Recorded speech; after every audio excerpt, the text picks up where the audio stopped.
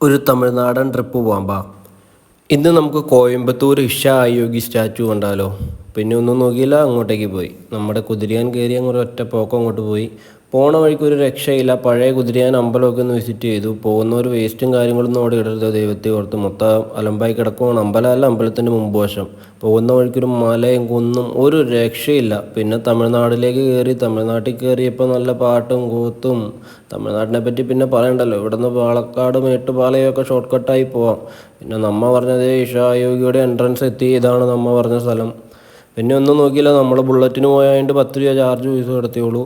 അവിടെ എന്തോ വോളിബോൾ ടൂർണമെൻ്റൊക്കെ നടക്കണ്ടായിരുന്നു, ഫെസ്റ്റിവലൊക്കെ. പിന്നെ നമ്മൾ പറഞ്ഞ സ്റ്റാച്ചു ഇതേ എൻ്റെ അളിയാ. ഇവിടെ പോകുമ്പോൾ നമ്മുടെ മനസ്സിന് കിട്ടുന്ന ഒരു ശാന്തതയും പറഞ്ഞറിയിക്കാൻ പറ്റില്ല. മസ്റ്റായിട്ടും പോയി വിസിറ്റ് ചെയ്യണം. നമ്മൾ പോയപ്പോൾ മഴവില്ലും കാര്യങ്ങളെല്ലാം ഉണ്ടായിരുന്നു, അടിപൊളിയായിരുന്നു.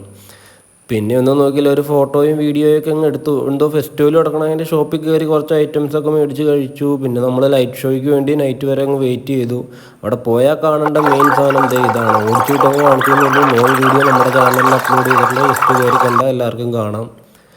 പിന്നെ ഞങ്ങൾ നമ്മൾ മ്യൂസിയത്തിലേക്ക് പോയി. നമ്മൾ ചെന്നപ്പോൾ ലൈറ്റ് ഷോ കഴിഞ്ഞപ്പോൾ മ്യൂസിയം ക്ലോസ് ചെയ്യാറായതുകൊണ്ട് കാളവണ്ടി കയറി പോയി. കാളയുടെ കുത്ത് കിട്ടാണ്ട് എല്ലാവരും നോക്കണം.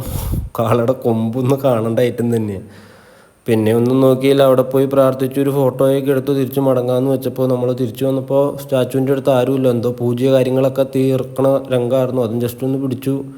പോണ വഴിക്ക് കാട്ടുപന്നി വട്ടം ചാടാണ്ട് നോക്കണ്ടാ പിള്ളേരെ. പിന്നെ നമ്മളതിൻ്റെ ഫ്രണ്ടിൽ ഇരുന്നൊരു ഫോട്ടോയൊക്കെ എടുത്ത് ബൈ ബൈ പറഞ്ഞു. Bye from വല്ലുവിള.